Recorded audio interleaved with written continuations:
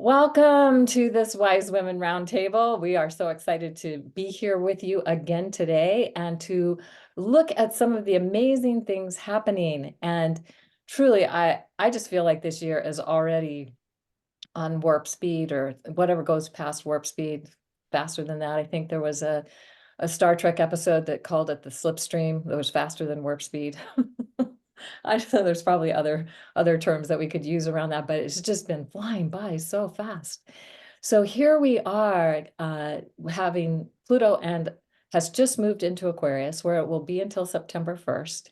We've got the Sun in Aquarius. We've got Mercury moving into Aquarius on February 4th. We've got Venus moving into Aquarius on February 12th. We've got Mars moving into Aquarius on I'm sorry, Mars on February 12th and Venus on February 16th. And then Venus and Mars connect on February 22nd in Aquarius. So although by then the sun will have moved into Pisces, but the whole this whole Aquarian energy is just huge right now. And so it feels like it might be helpful just to speak into that a little bit because this is an energy that is about going beyond what is our known reality. It's a way I heard it described once, and I really like this description, is revolution for evolution. It's not just revolution for the sake of, doing things differently in a new way and that kind of thing, but to do it for an evolutionary purpose that helps support everyone in the planet. And it's about really being free to be who we are, free to be me. A good mantra for that for Aquarius, and not having anything that interferes. So it's not like there's rules of how to be and how you should be and how you should do this and why you should do this, but really being able to tune into what really feels alive and present for each of us at this time. And also it's about expanding our perspective. It's about expanding our vision and and the possibilities of what we could actually experience in this reality, something that has often been referred to as the new earth, coming into the new earth energy. So it feels like it's very powerful right now. And with Pluto in Aquarius shining a light on all of the shadow of Aquarius, that is too much in the mind, or it's too detached, or it doesn't have it's just too much about freedom and not about taking responsibility. But it's also, we could imagine it's about being visionary, and then how do we implement those visions in a way that works? And so that one of the challenges that Aquarius can have is they can be visionary, but they don't know how to get it done. With the Aquarius New Moon happening on February 9th, that begins the year of the dragon. Of course, if you're in a different time zone, it'll be happening later in the day, so that'd be February 10th, but whatever day that's happening for you begins the year of the dragon. And it's the year of the wood dragon, and the dragon energy we've been talking about a lot. And when I was waking up this morning, I was thinking about Draco the dragon in the sky. And there are two stars. There's a star Polaris, our North Star. That's the star that doesn't move in the sky. The whole sky turns around that star. And so planets rise and set from east to west, and that star is always in the sky in the northern hemisphere. So for the northern hemisphere, it's our guiding star. And then there's another star called Vega that was the pole star 13,000 years ago, because the Earth is tilted 23.5 degrees on its axis, and it's wobbling as it's going around. So, and that wobble takes about 26,000 years for it to make one complete wobble. And so it will point to different stars over that 26,000 years as the North Star. So currently it's Polaris, and Vega was the one 13,000 years ago. And from between Polaris and Vega is the constellation Draco the dragon, and it wraps around the axis between Polaris and Vega. So it is the dragon, and in ancient cultures, it was considered the dragon that guards the world tree. Hercules was sent to kill that dragon at the turning of the ages back when the patriarchy was taking over from the matriarchy. So of course they had to kill the dragon. So, and there's been many, many other stories and myths. We've talked about this before, about how the dragon energy has been basically dismissed from our reality, become more mythical, but the dragon's energy lives within us. we have the ley lines of energy, the meridians in our body. We have the ley lines on the earth, the energy lines on the earth that are called the dragon lines. And the dragon energy is coming back. So I have my dragon pendant that I'm so excited to have to wear for this year. And also got to go to the Gem and Mineral Show on yesterday. And we were specifically looking for dragons. And so we found two dragons. I'll show you one of them. They're identical dragons, but one's a left-hand dragon and one's a right-hand dragon. And they're wood dragons. So so we have these dragons that are coming in to bless us over this year of the dragon, and to just really help us remember to keep connected to the dragon energy. That was something that really, we could say, the patriarchal or the dominator culture was trying to eliminate from our consciousness and awareness. So dragons became the thing to slay, the thing to get rid of, the thing that was scary, that kind of thing. So how can we revolutionize our experience of dragons now, especially at this Aquarius new moon as we enter this year of the dragon? And the wood dragon, and dragons actually from the Chinese perspective are lucky. They bring us good luck. They help us. They're considered to have an intelligent energy. They're able to implement the ideas and the visions that people have, the dragon people, the dragon born in the year of the dragon. And I think the last time we had the year of the dragon, wood dragon, was 1964. So every 12 years, the dragon energy comes along, but the wood dragon, the last time was 1964. It only happens every 60 years that you'll have this element of the dragon come in. So pretty exciting. And then we have Venus and Mars meeting together in Aquarius after the new moon. And it's the masculine and feminine coming back together in a revolutionary kind of way, in a new way, in a avant-garde, cutting edge, revolutionary sort of way. So how does the masculine and feminine come together to support one another instead of trying to slay an aspect? Like, many cultures saw the dragon as more feminine than masculine. So anyway, these are just some thoughts that are occurring to me. So with that, I'm going to turn this over to Sarah and see what she has to say. Thank you, Kaylin. Yeah, absolutely. The dragon energy is, I don't know a whole load about dragons, so it's just really interesting listening to you. But I do really, really feel that this year has, certainly my friends who are like me, like us, and clients and people I kind of hang out with in that sense, all feel that this year has a very magical energy. And what I am noticing, I was talking to a client literally just before I came into this space with you, and we were talking about how many of the ancient trees were leaving, and which on a kind of human level, it's sad. But what we were talking about was that we both felt that there was a wisdom being handed over, and that as we go into these new times, that the baton is literally being passed on. And I feel that the Aquarian energy as well, and it's something I learned about it actually through the shamanic astrology when I first met shamanic astrology quite a few years ago, is that the Aquarian energy is the walker between the veils. You know, it's kind of got 1 foot in one world and 1 foot in the other. And having a lot of Aquarius myself, as a kind of core frequency in working with nature, I can really get that. And I think that maybe that's partly why the dragons, anyway, that would be my take on it, why we can see and feel them more this year or at this time. So this year for me so far has been of an easier energy, let's put it that way, than last year for me. And I've been doing a lot of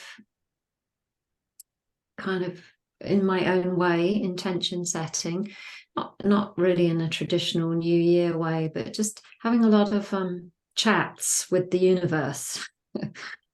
And, it's like, come on, guys, I need your help, and really opening myself to support. And maybe this is an Aquarian thing. I don't do things like that very easily. I'm left to my own devices. I can do that. I'll do that. I'll do that. And, you carry the whole world on your shoulders. And so I've been really listening this year and looking to be in more co-creation and cooperation. And as part of that, last week, Orange Lily came forward. And she comes forward quite a lot, actually. She's a friend of mine. She comes to visit me quite often when I've forgotten how to receive, basically. And she comes and tells me, you have to ask, like really ask and be really specific about what you want. And then, as the thing goes, let go. So, and I started thinking about the lily family as in the flower essence world, we would see lilies as being a deeply feminine type of being. Anything with a bulb is more connected upwards. They don't have big roots. They're quite lightly tethered to the world. So they're more of a sort of conception vessel in Chinese medicine. So they would really open us up to the support around us. And of course, the flower is just like this beautiful chalice as well. And so I wanted to share something I had done myself, and I felt that it might be useful for others to do as well. So if this resonates with you, and maybe do it at a time when you don't have to be in a bad way or be having a super bad day or anything, but just at a time when you really, really need some support. Just sit down, because you'll be able to more get in touch with the kind of more rawness of the feelings, and just really, what do you want? And what I do with Orange Lily, what she asks me to do, is to write a letter to the divine, to the universe, to the goddess, whatever you want to call it. And I take a piece of blank paper and I just write down, dear, whatever word that I want to use at the time. And I say, this is how I need you to help me. I want this, and I want this, and I want this. And it's okay to be quite 3D about it as well, I have found, because the more specific we get, the easier it becomes to receive those things. But you'll find yourself going into very 5D places when you do this. And then sign it off as if you have received. Many people watching this will know how to do this, and have done it many times. I just find that when we connect with Orange Lily, it then opens the field, because one of her messages is to open to receive. Just literally, I have done so much work over open to receiving, yet I feel like a complete beginner, like real beginner. And so she just comes in and teaches me. She helps me let go of that next tiny piece. And I kind of like, so I relax a little bit more into that. And then the next time she comes along, it's like, okay, let's do the next bit now. So after I've written my letter, I fold it twice towards myself, and I just place it on my altar, and I put a crystal on top of it. And whenever I do it, what happens next? I just feel better, and my life gets better. Basically, I relax more, I listen more, I trust more what I'm hearing. And that is part of opening to receive. We tend to, well, I do anyway, I've always thought about it as, oh, well, yeah, it's like huge sums of money come flooding into my bank account. Now that's very nice, but it's so much bigger than that. In order to get to those places nowadays, we have to listen deeply to our intuition. And the nature kingdom actually has zero problems with us having money. Zero problems. They're just like, get on with it. They have no judgment. The fairies are just like, yes. Okay. So we'll show you how to do it. So it's a very human construct, I think, all this stuff we've got going on. So I would encourage anybody who feels aligned, if you wish for deep support of receiving on all levels of all kinds in all the fields, sit down, write a letter, call Orange Lily in, and you will find that she will move into your field and she will support you over the next few days, over the next few weeks, over for as long as you need it. She will be there with you, helping you receive whatever it is you need. So there, I have delivered the message from Orange Lily, and on that I will hand over to you, Nalini. No, thank you, Sarah, for being our Orange Lily today. And soon to be a solar return for you. So it's very apt timing. Happy birthday. Yes. Yes, the fairies are joining in. I can hear them. Yeah, they're singing. Yeah. So yeah, it's interesting what both of you have brought up and have said. I very recently just had another chart done. I haven't looked at the reading because it just came into my inbox right before this, by a galactic astrologer. I'm always looking at different angles of things, and so it's interesting to see these.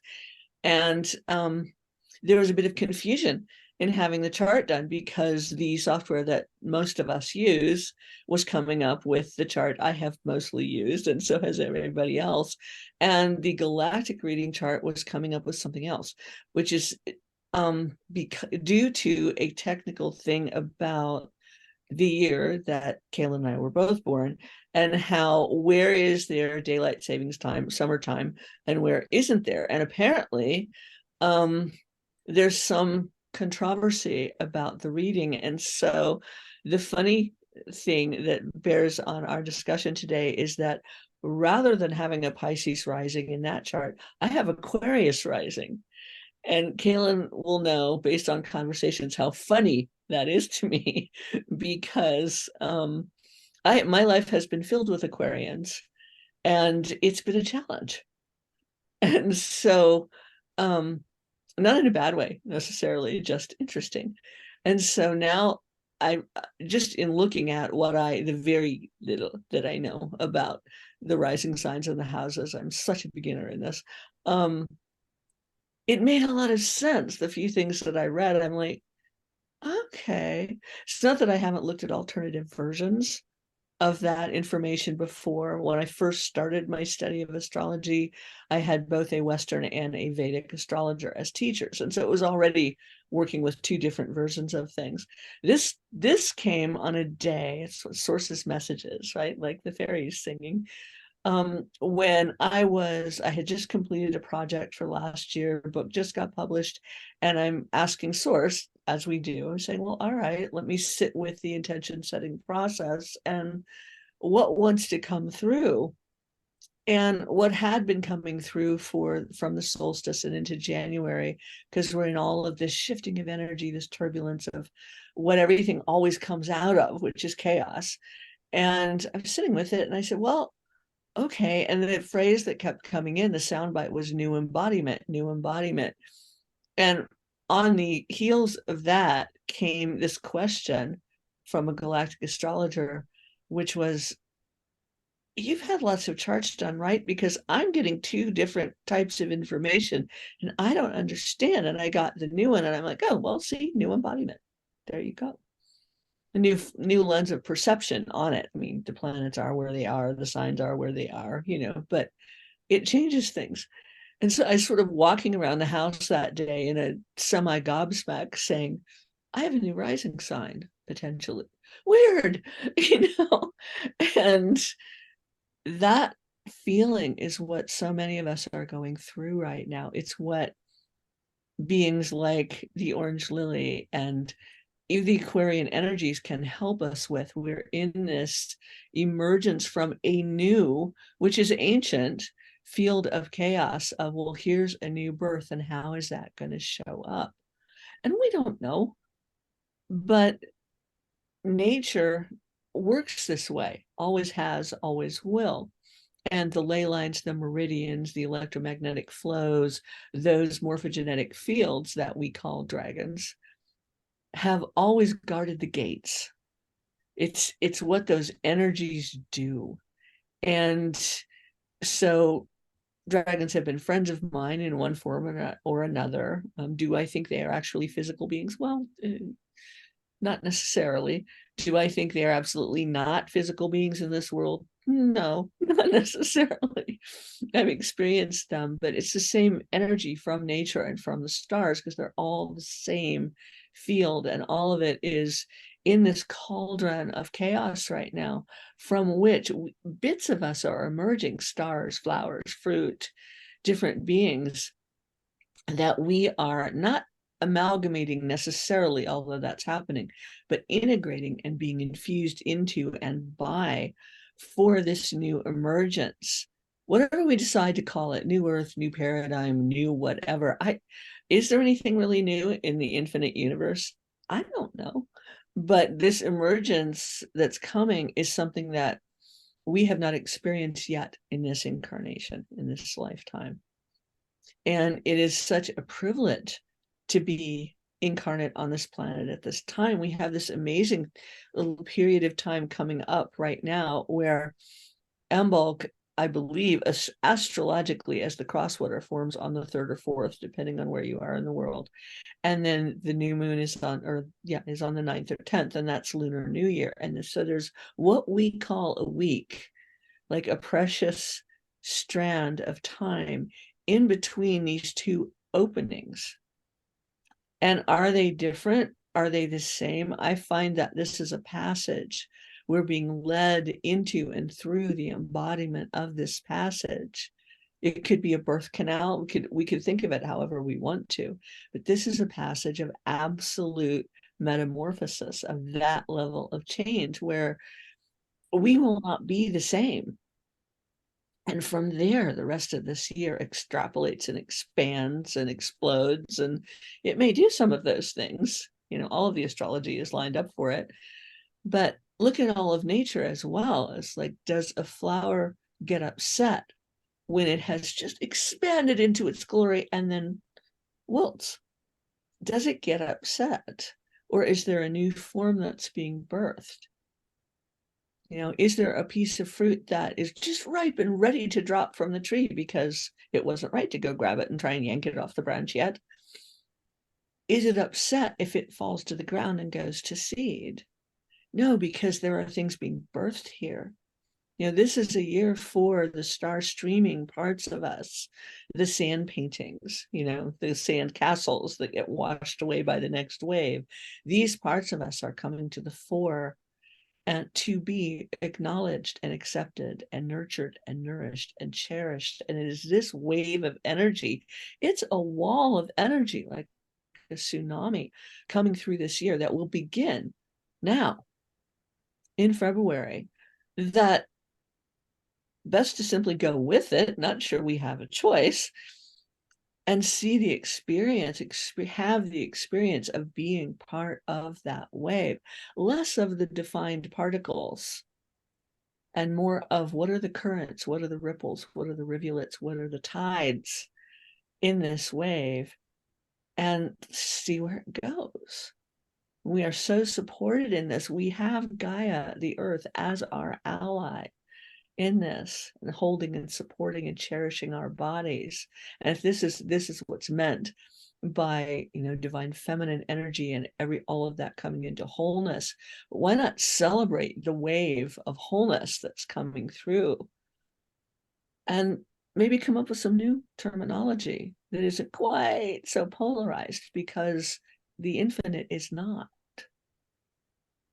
and just letting that come through. So will we celebrate the dragon energies? We will become them. We already are. And when we celebrate the energies of nature, we are that. And the more we remember that, the more supported we are on this world. Gaia is an immaculate hostess.